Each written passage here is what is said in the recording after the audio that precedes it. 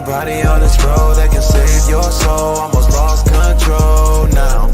Tell me what you need in a friend and now. Pray that we endure to the end again.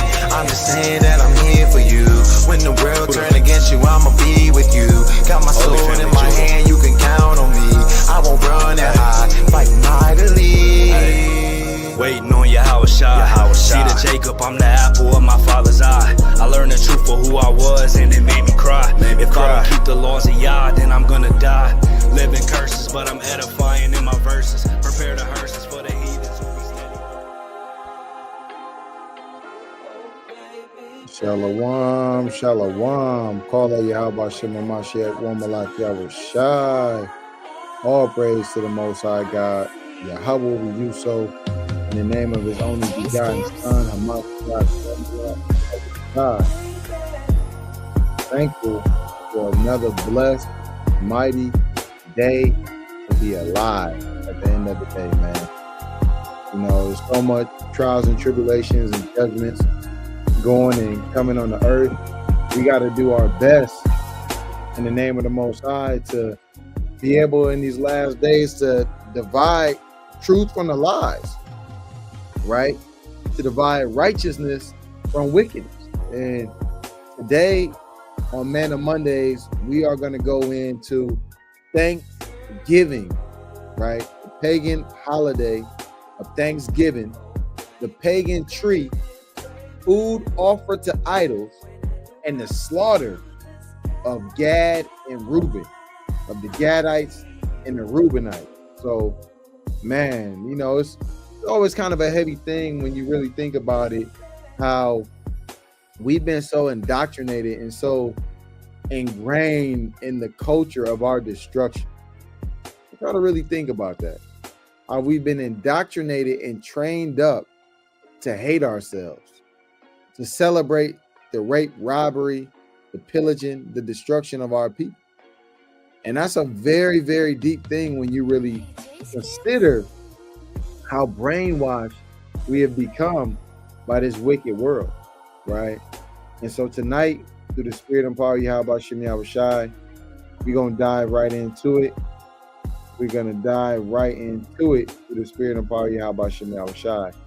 I want to start off with a couple of things. If you do not know, you know, there's a holiday, so-called holiday coming up called Thanksgiving, all right?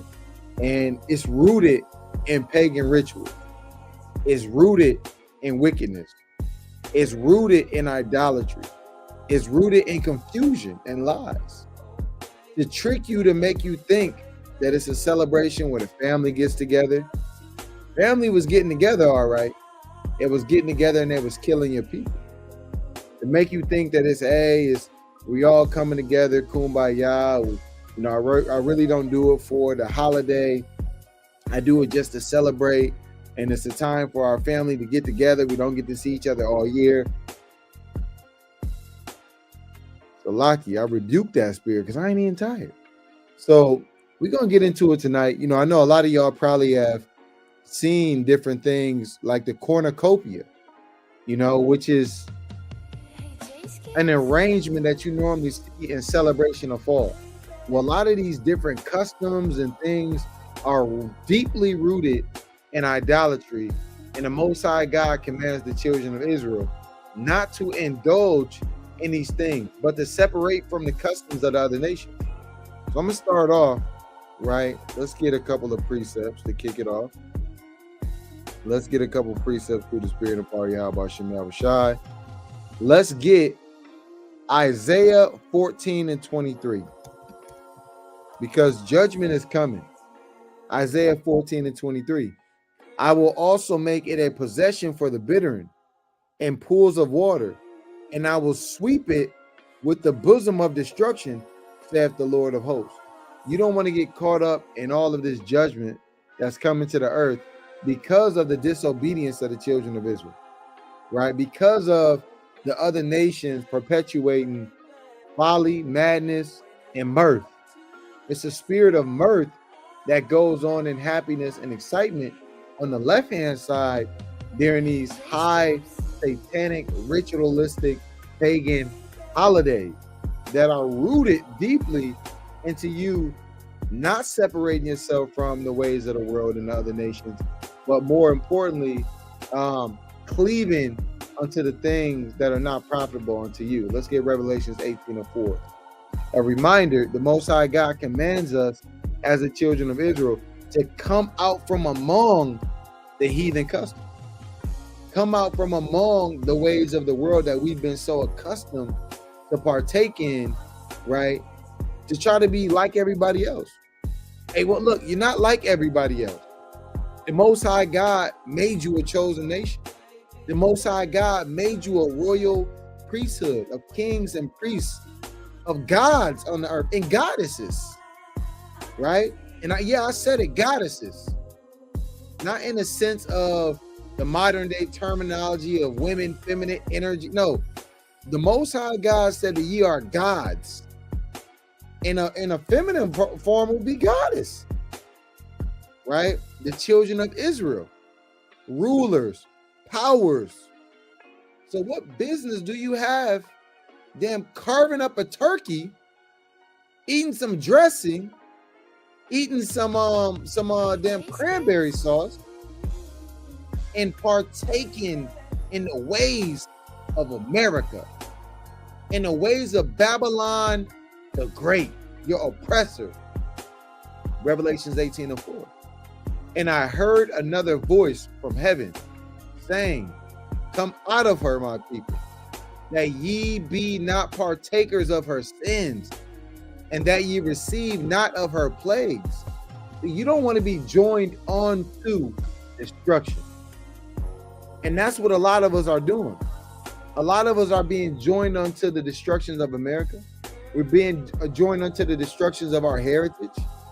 A lot of our children and our elders, they don't understand the severity and the seriousness of keeping these pagan holidays.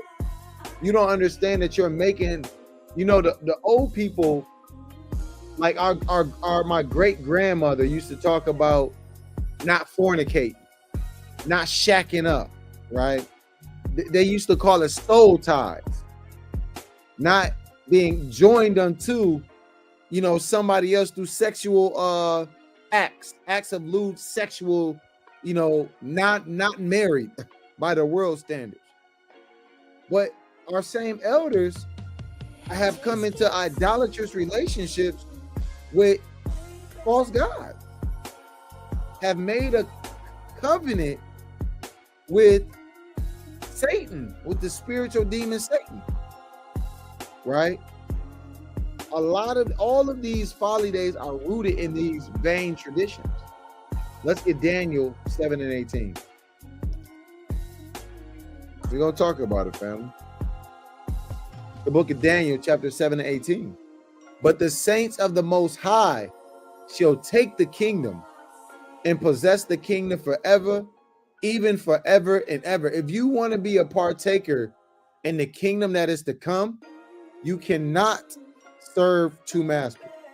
You can't live it up here when the scriptures say come out from among her and be separate. You can't live it up here straddling the fence, keeping Thanksgiving, keeping Christmas, keeping Kwanzaa, keeping damn pagan New Year, living it up in this kingdom, in Esau's kingdom, and then think that when the Most High God sends Yahushua back to set up his everlasting kingdom, that you're just going to openly partake in the rulership that's been prophesied and promised to the children of Israel who come into this truth, right? 10 toes down. You might slip, you might fall, but you're not falling off. You earnestly contending for the faith. You're not giving your mind and your spirit over to the vanities of this world. So if you are planning on keeping so-called Thanksgiving, this is a strong rebuke and exhortation to not do it, to come out from among you and be separate.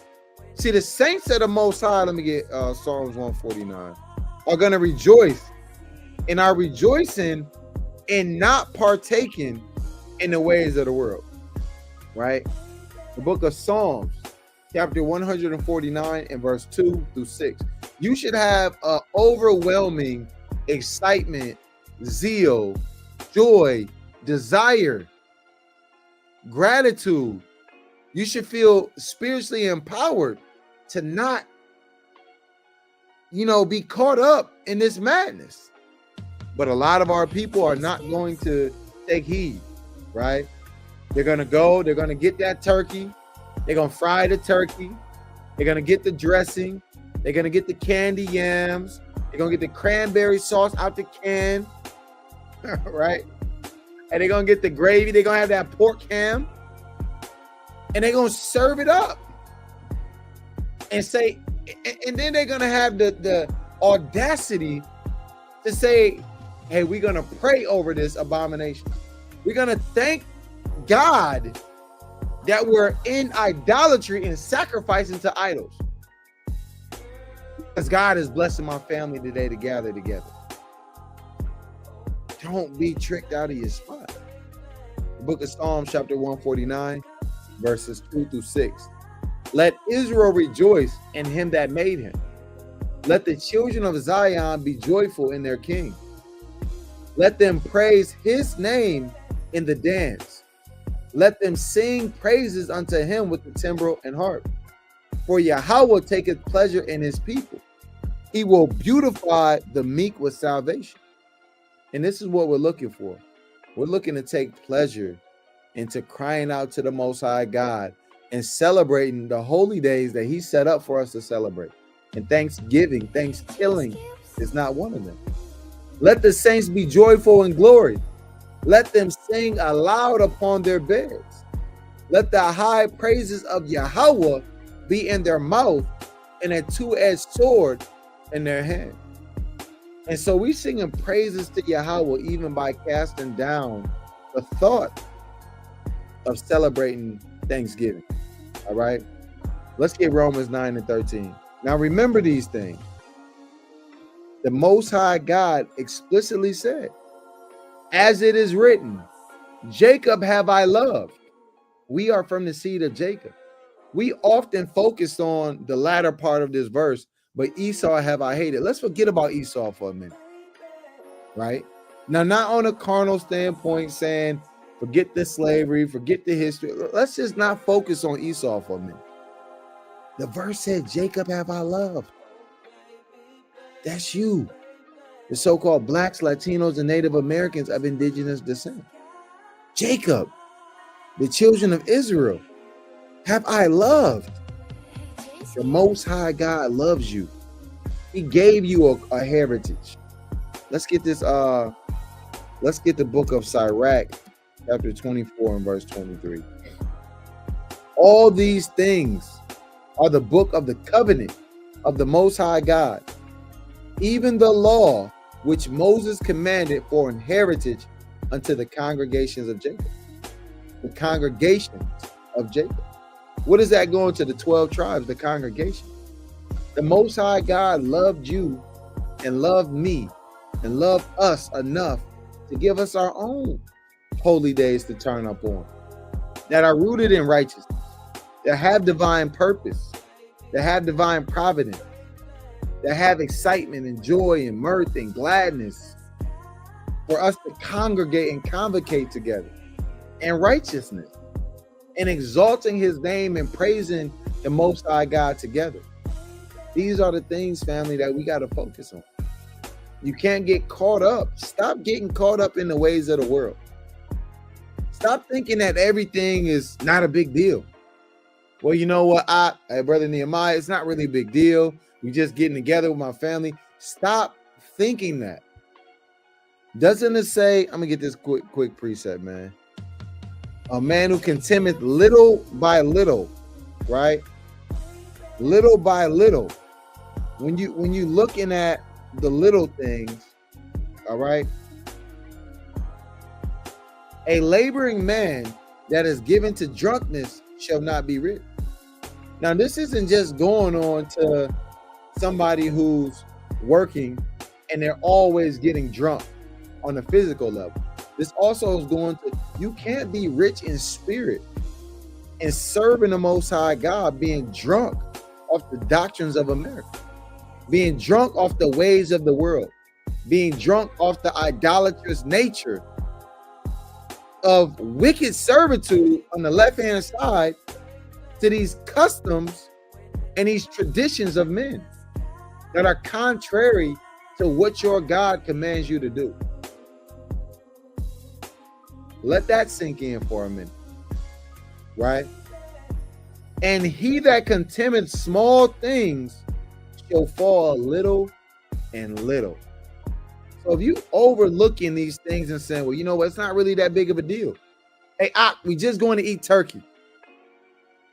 It is a big deal because you're giving over your spirit, you're giving over your mind, you're committing, you're giving thanksgiving and joy and gratitude to idols. And this is very, very important for you to understand, man. This is not a I'm gonna say it, Salaki for my language. This is not a game.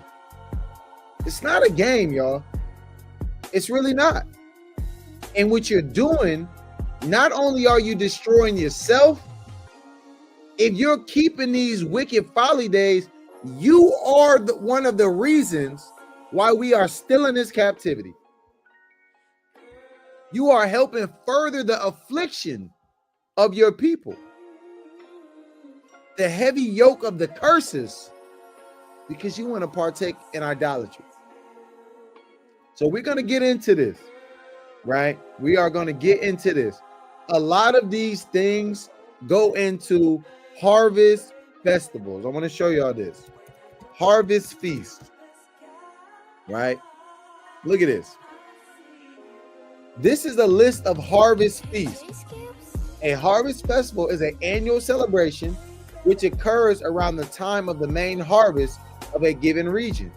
Given regional differences in climate and crops, harvest festivals can be found at various times throughout the world. Africa, you got Archia, Akore, the Mowo, look, new Yam Festival. These are different festivals all around the world that people celebrate that chiefly go into dedicating the harvest or the plentifulness or the yield of the harvest and attesting to the bountifulness of the harvest to a god or some type of force of nature. To some type of force of nature, right? And this is wickedness. And a lot of our people get caught up because you don't know the history. You don't know that Thanksgiving, Christmas, and all of these things are deeply rooted in ancient customs, practices, idolatrous traditions, and worship that have predated America. These aren't things that just started with the birth of America. These are ancient, pagan, wicked practices that you're partaking in. Every culture has a form of a harvest festival, multiple forms of harvest festival, right? In Asia, you got the Mid-Autumn Festival. China, the 8th full moon according to the lunar calendar. Look, Taiwan celebrates by the Amis people. Japan, Sakumi. You got just whatever this says in Korea. You got different harvest festivals, right? And look at this right here. Vishnu Kani setting. You see this? Where they put up a shrine of the produce as an altar and a dedication, right? Unto their gods, their idols. Look at this. It's literally a shrine. And why do they have these different oblations, offerings? So you have to understand when you're partaking in these ancient customs and these pagan feasts, It's a deeper meaning to what's going on. And every culture has it. Look, Holi. This is a big festival that they do in India around this time. Look at this. You notice all of these customs go into blowing smoke and all type of rituals and altars and thanking their gods for the plentifulness of the harvest.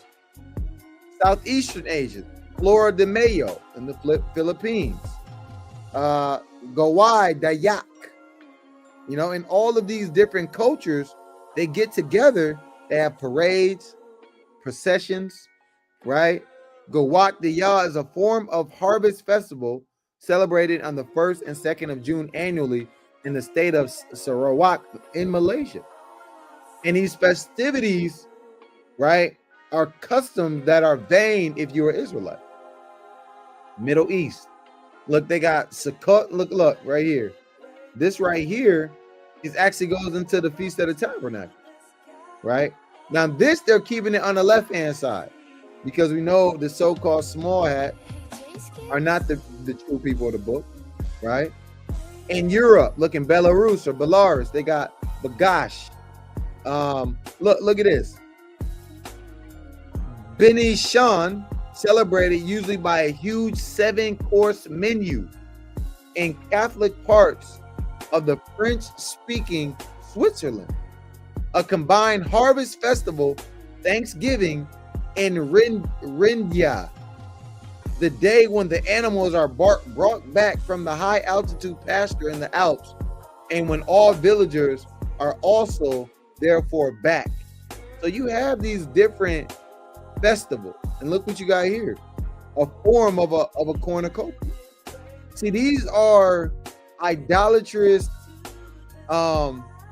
shrines and offerings to various forces of nature, as they call them, and various deities.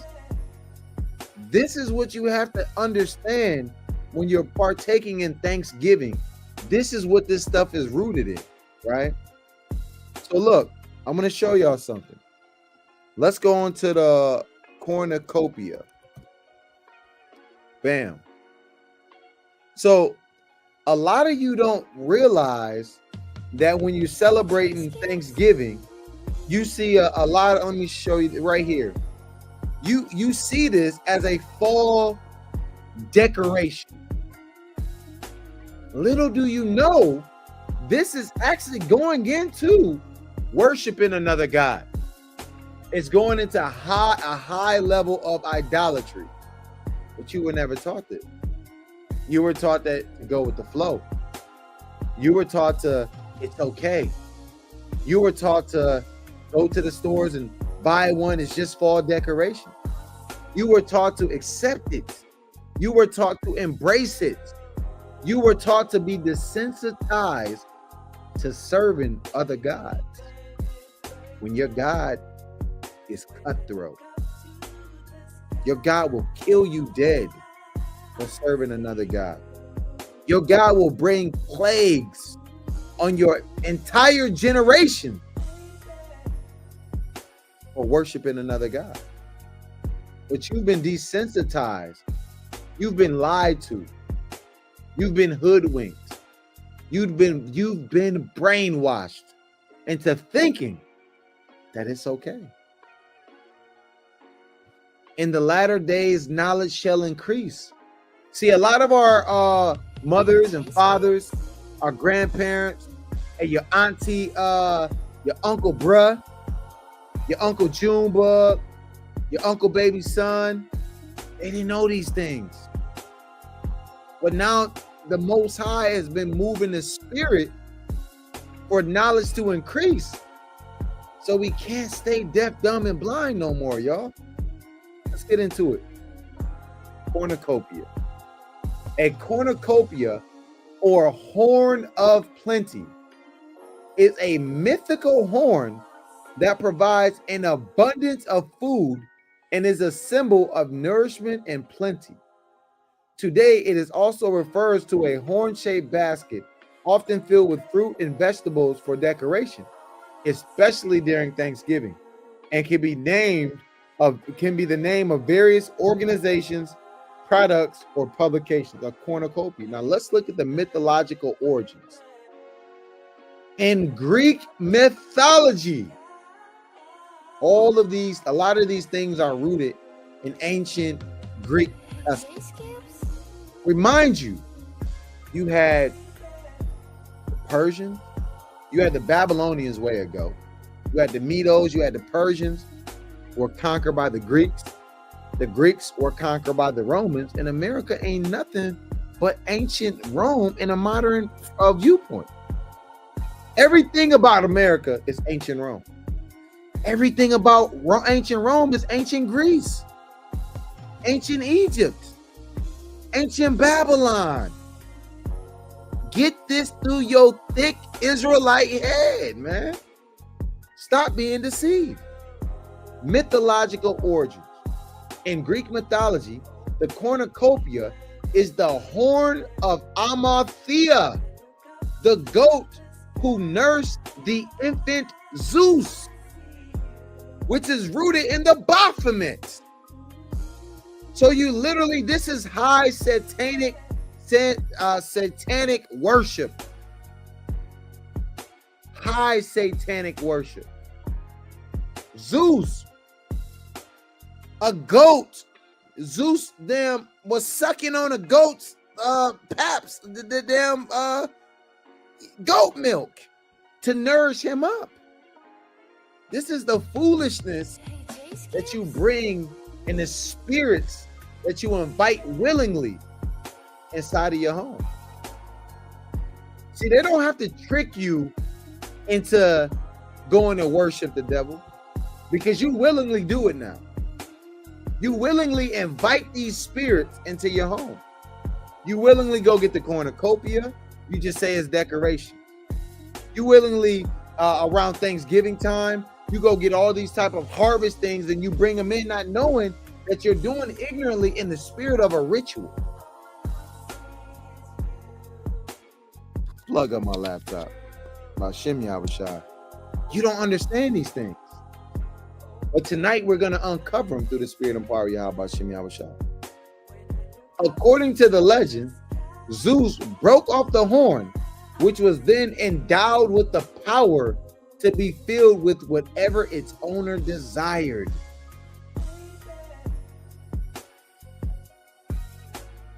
Magical, mythological, genie in a cornucopia, the horn of Amalthea. Now let's get this Amalthea, right? Let's get this Amalthea. Amalthea, look at this, y'all. Look at this, y'all. Amalthea most commonly refers to a figure in Greek mythology who is the foster mother of Zeus. So you might ask, well, okay, Nehemiah, I don't worship Zeus. Yes, you do. Yes, you do. When you bringing this into your house, you worshiping Zeus. You bringing a goat spirit of wickedness in your home. The foster mother of Zeus, either as a goat that nursed him or a nymph who fed him goat's milk, and to a small reddish moon of Jupiter. In mythology, she is the origin of the cornucopia, a horn of plenty, while the moon is notable for its heat in orbit within Jupiter's magnetic field.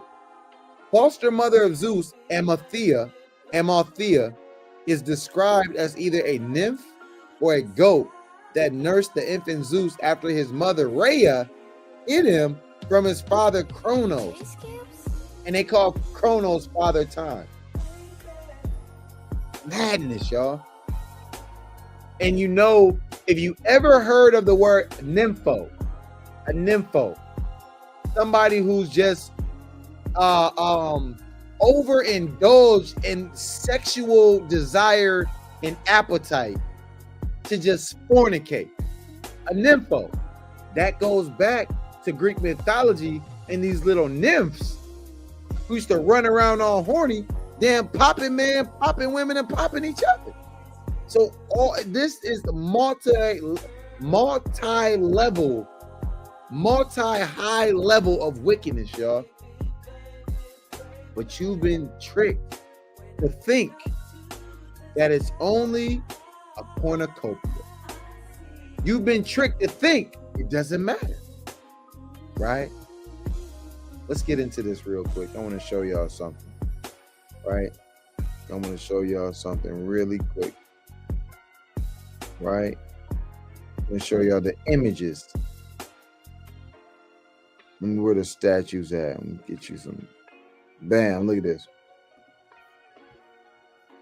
The Amalthea, the goat, nursing Zeus. All right. The horn of plenty. Now look, in ancient times, the cornucopia also represented a divine blessing from the gods. So when you bringing that into your home, notice the horn of plenty was supposed to be whatever anybody wished. That's why you have fruit and things inside of it in certain fall vegetation, because it's an offering to the gods of saying that give us an abundance of the yield of the crop, of the fall of the autumn crop. All right. Now I'm going to show you something else about rituals. Let's get Exodus 23 and 13. Let's get Exodus 23 and 13. Exodus 23 and 13. And in all things that I have said unto you, be circumspect, and make no mention of the name of other gods, neither let it be heard out of thy mouth. Now this is going into praising the other gods, idols, the gods of the other nations. Mentioning them is going into exalting them, making mentions of their name in a worshiping type of context. When you bringing in that cornucopia, when you cutting that turkey, you're mentioning and exalting other gods. There's no way around it. Straight up and down. All right. Hey, be mad at me, because I'm gonna teach the Bible. Hey, your mama probably gonna be mad because she still keep Thanksgiving. Hey, your family, if you in this truth, you got to stay 10 toes down, because you have been, or you are being tested. My mama know me and my household in the truth. But guess what she did? She called and asked if I had room in my freezer to store her damn turkey. And we had to rebuke her. Mama, come on. You know we don't get down like that. Hell no, we not serving no turkey. We ain't storing no turkey. Chiola, mama. You know that's off. But your family will test you, because they want to see you break. They're not standing 10 toes down by Shema Mashiach, woman like Yahweh for Yahweh. So why the hell should you stand 10 toes down? That's their mentality. It was all love until they ain't love no more. It was all love until you separated yourself. And now the love is waxing cold. Now it gets awkward around these times for some people. You know? Let's move on, y'all. Pagan, why I titled this live? Pagan tree. The pagan tree. Pagan tree. It's kind of bars. But the pagan tree. Because, see, what you got to realize is far before there was ever a Thanksgiving, far before there was ever a Christmas, you had certain rituals that predated the modern classification and celebration of these holidays. One of those rituals, right, is the pagan tree and idol customs. I'm going to show y'all something. Let me share my screen. Pagan trees and idol custom. Watch this, y'all. Bear with me. Bear with me. Watch this, y'all. These are things that you got to know. You got to know what's going on. If you don't know what's going on, and you're going to be caught out here. You're going to be lacking. You're going to be caught out here naked. So this goes in right here into what I mean about pagan trees. All right. This is idol worship and going into putting on, if you look up here, it's a form of like a cornucopia, you know. And look what they're doing. They're worshiping the tree and the forces of nature to give thanks for the harvest. These are old ancient Greek and Roman customs that well predate Thanksgiving, right? Decorated trees, you'll see evergreen branches, offerings hung on trees and branches, food dedicated to seasonal gods, right? Let's get Jeremiah 10 and 2. Let's get Jeremiah 10 and 2. Food dedicated to seasonal God, right? I'm going to show y'all something real quick. Food dedicated to seasonal God. Now watch this, y'all. Watch this. And a lot of these things blow my mind every time we talk about them, right? Food dedicated to seasonal God. Look. Food dedicated to gods include mythical ambrosia and nectar in Greek mythology, and various real-world foods like roasted meats. In ancient Mesopotamia, what do you do with the turkey? You roast the turkey, right? Chocolate, kheer, malpua, and ghee in Hindu traditions, and specific grains like wheat and barley in ancient Israelite traditions. Now, don't get it twisted. When it goes into this ancient Israelite traditions, it's talking about meat and grain offerings on the right-hand side, us worshiping Yahweh that we were commanded to do, which cannot be compared to mythological gods. Sacrificial meat, right? In ancient Mesopotamia, the gods were believed to become hungry without human agriculture. After a great flood, when the gods gathered around the roasted sacrifice of a ship's crew, they were also said to have gorged out the smoke of the roasted meat.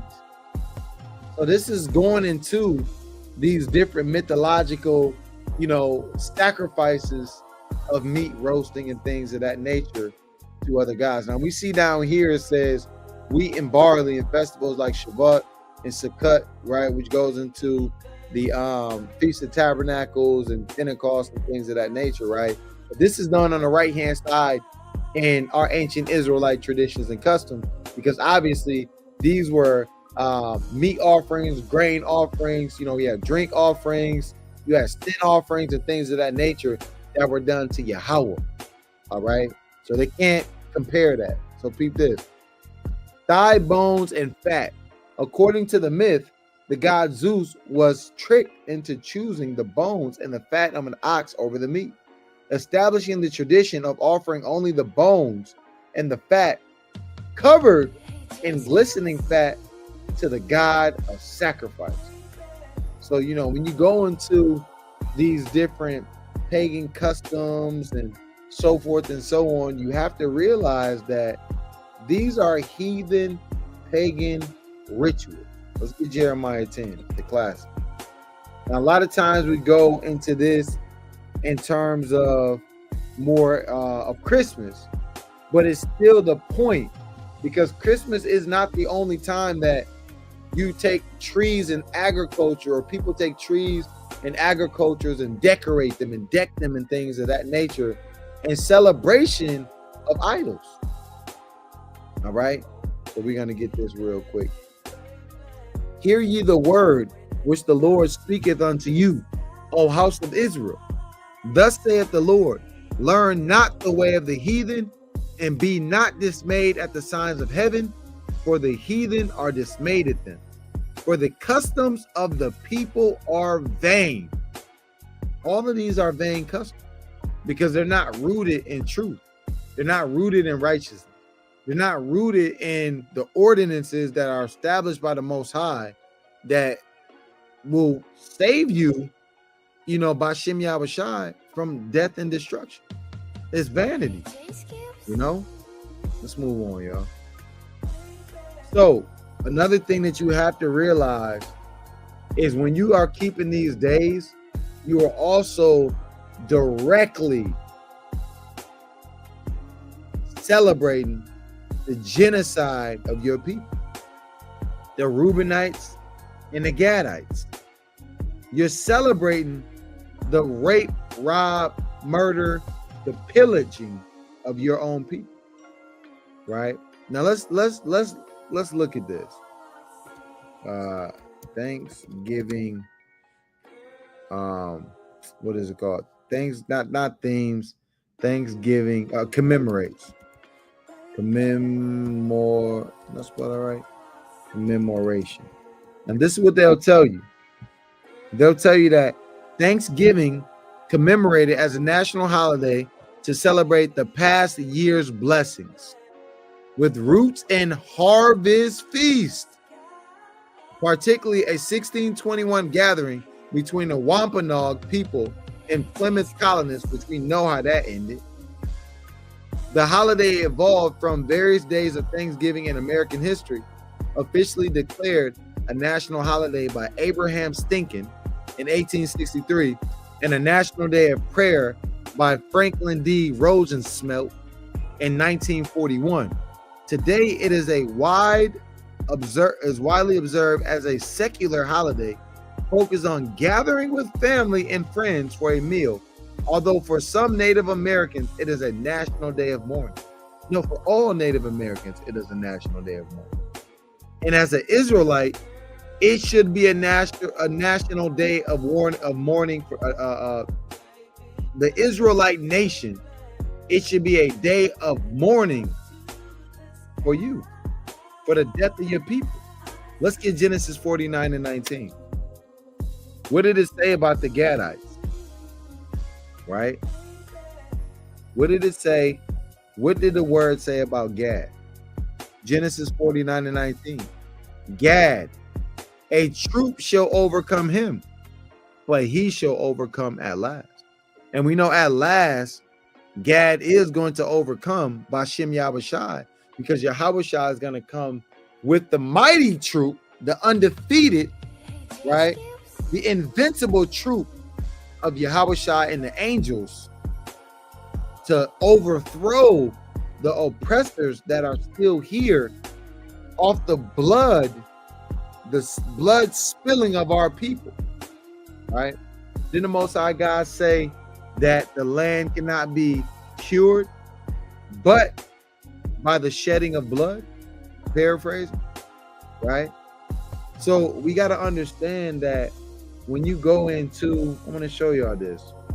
When you go into even a Wampanoag, right? Let's get this real quick. I'm going to show y'all this real quick. Let's go back. Let's go to the Wampanoag. So if you go into the Wampanoag, these are Gadites, y'all. Look, these are mighty. Look, these are Gadites. Look at our beautiful sisters. Right? These are Gadites, y'all. These are our people who were slaughtered. Right? So you're going into perpetuating. Look at this. Two Wampanoag sisters. Look at this. Get this real quick. Two Wampanoag. These are our people, y'all. These beautiful daughters of Zion. Wampanoag. You know what I'm saying? Now they're disputing over membership, right? But these are our people, y'all. So you got to get out of your head the westernized understanding that you're just celebrating family. Yeah, you celebrating the death and destruction of your family. You celebrating idolatry. That's what all of these things are rooted in, family. You got to understand these things. It's not a game. It's not a joke. This is what Thanksgiving really commemorates, y'all. These are our people have been slaughtered. Look at this. Look at this. These are our people, y'all. Man, it's heavy when you think about it. Massacres, right? I'm going to get this. When you go into John Winthrop, right? John Winthrop, I want to show y'all this real quick. So look at this. Show y'all this. Let me show you. Bam. Look. John Winthrop, right? Let me get this. Let me see if I can get it. Let me see if I can get it. Let me see right here. Bam. Let me see. Is this what I want right here? Man, let me see. I should have pulled this up before and found the source, but it's stated that John Winthrop, right? He declared that the first Thanksgiving was a celebration of slaughter, and the settlers were thanking their God, right? Who's not our God, but thanking their God for protecting them from the savages, for allowing their colonization to be victorious and to be successful and to be prosperous. Because remember the Puritans, let's get the Puritans, right? You got to go into the history. The Puritans were English Protestants in the 16th century and 17th century, right? Who wanted to reform the Church of England by removing Catholic practices and establishing a society based on their religious ideals. So this is Edomites against Edomites. So you had the Puritans and you had the Pilgrims who left England and established colonies over here. Their beliefs centered on a direct covenant with God. Now, last time I checked, the Most High God only made a direct covenant with the children of Israel. But they said that they wanted a direct covenant with God, a stricter moral code. So their version of moral code is coming, invading somebody else's land, raping, robbing, bringing disease, murdering, pillaging, colonizing, extorting, scalping. Do you not realize that they scalped our people? An early currency in this country was them scalping your brothers and sisters. Let that sink in.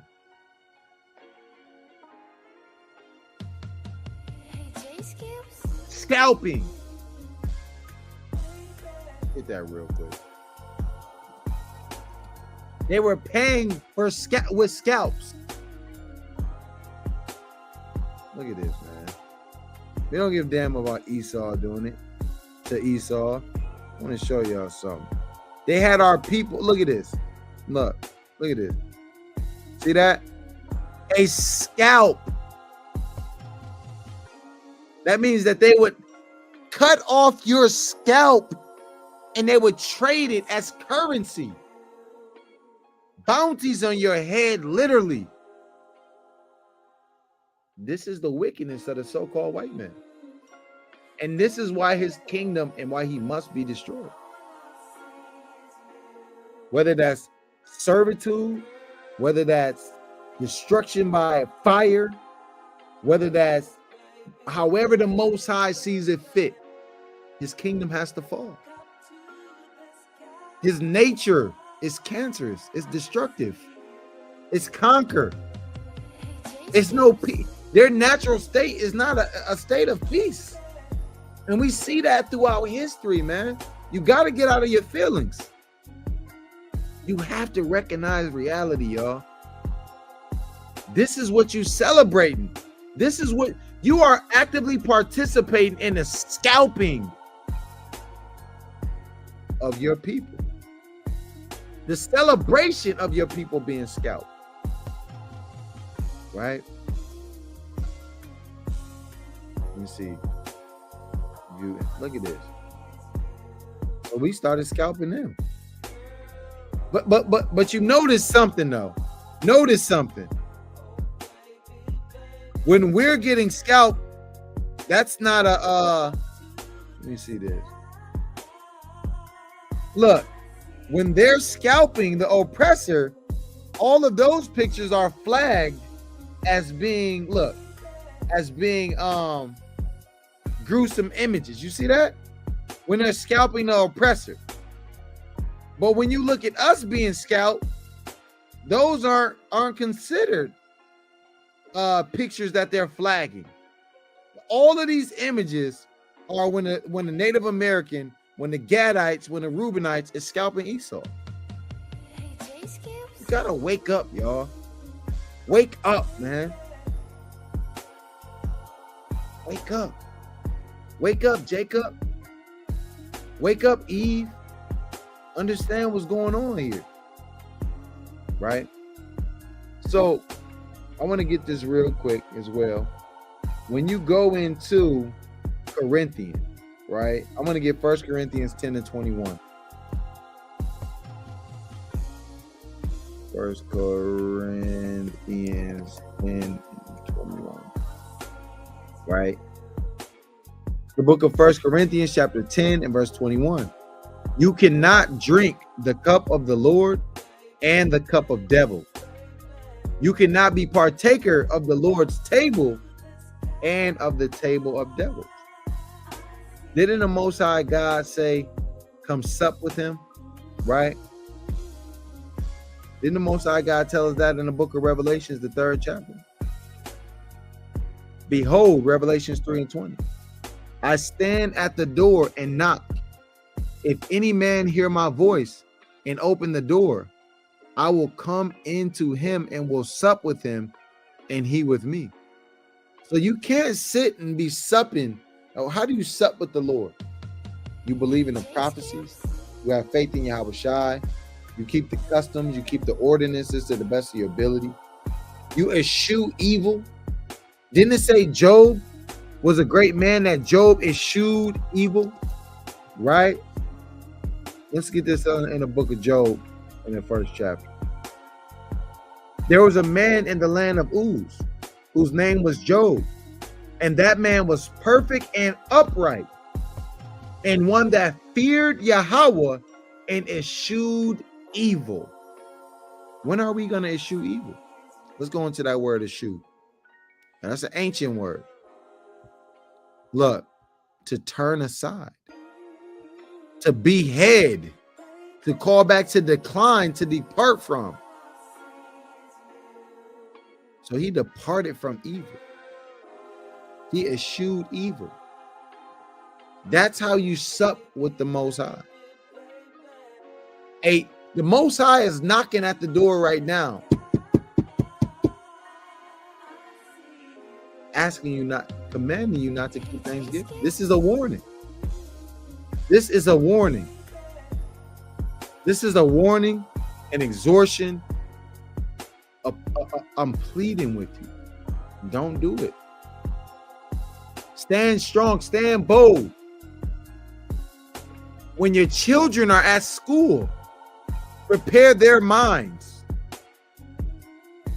to walk, to sup with the Most High, to be confident in their stock. This is what we got to get back to, family. Gotta mean something to you. Fearing the Most High, keeping the customs, loving your brother as yourself. How can you say you love your brother as yourself when you celebrating his death and destruction? How can you say you love your sister as yourself and you still rooted in idolatrous ways that's further causing us to still be in captivity under the so-called white man? Let's get back in this 1 Corinthians. So you can't be supping with the Most High and damn keeping Thanksgiving. You can't do it.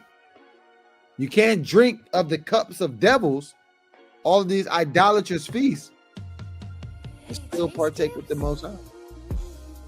You can't do it.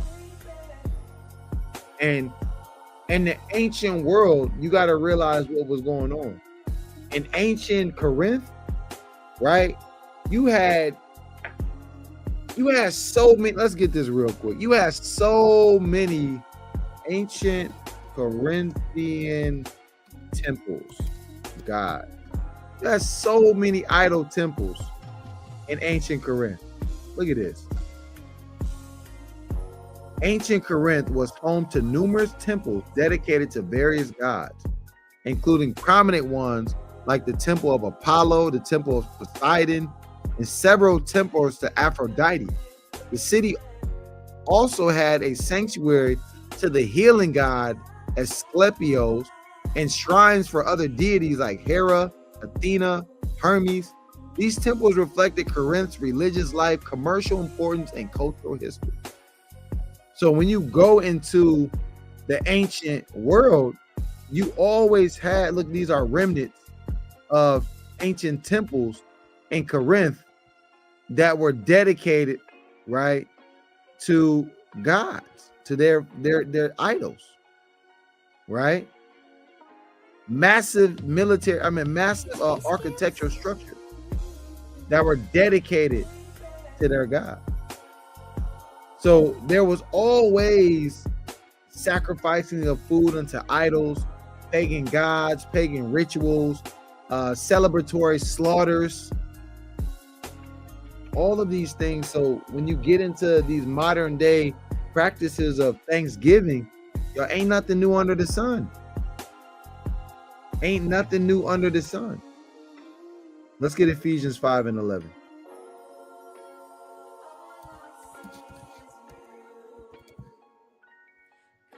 The book of Ephesians, chapter 5 and verse 11 through 12. And have no fellowship with the unfruitful works of darkness, but rather reprove them. For it is a shame to even speak of those things which are done of them in secret. So, we're bringing it out. We're shaking the hand.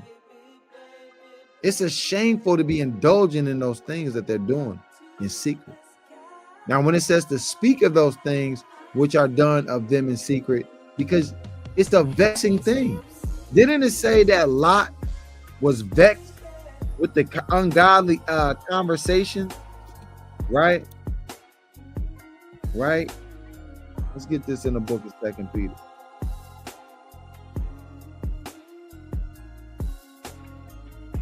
It says, the book of 2 Peter chapter 2 and verse 7. And delivered righteous Lot, who was oppressed by, I'm going to get it in the KJV.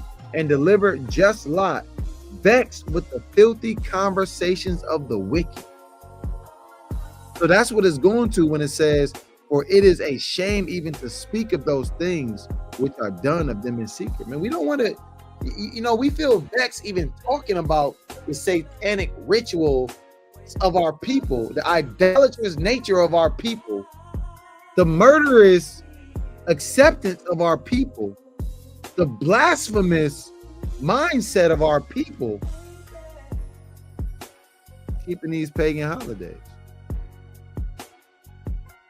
And hey, man, all praise to the Most High Yahweh Shem Shai. He brought me and my household out of that. 5 years strong through the spirit and power of Yahweh Shem Shai. And you can do it too, Lord willing. And you don't give it. You gotta stop caring about what everybody else think about you. And they talked about Yahweh Shai. Didn't the Most High God say, "In the foes of a man's in a man's foes should be those of his household"? Don't the word say that? Right? Put that in Matthew. Right? Get that in Matthew. That's 10 times. The book of Matthew, chapter 10 and verse 36.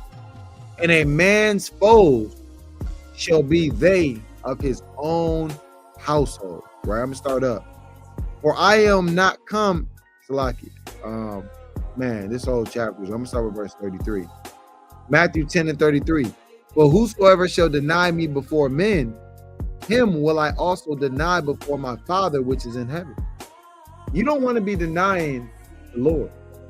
And you denying the Lord every time that you keep one of these Thanksgiving holidays. When you keep Christmas, when you keep Easter, when you keep Valentine's Day, when you keep Kwanzaa, when you